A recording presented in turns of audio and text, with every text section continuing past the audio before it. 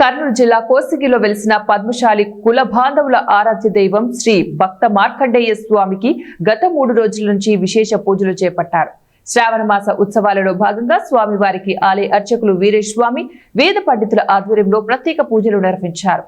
అదే విధంగా గత 3 రోజుల నుంచి తుంగభద్ర జలాలతో అభిషేకం, రుద్రాభిషేకం, పంచామృతాభిషేకం, వెండి కవచ అలంకరణ, మహామంగళహారతులు గావించి విశేష పూజలు చేపట్టారు.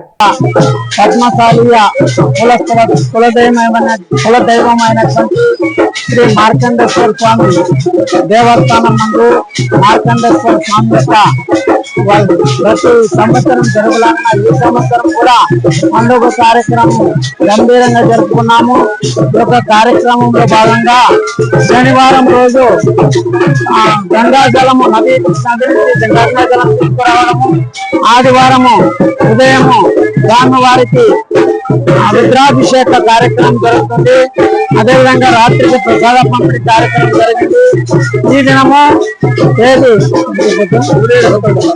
11వ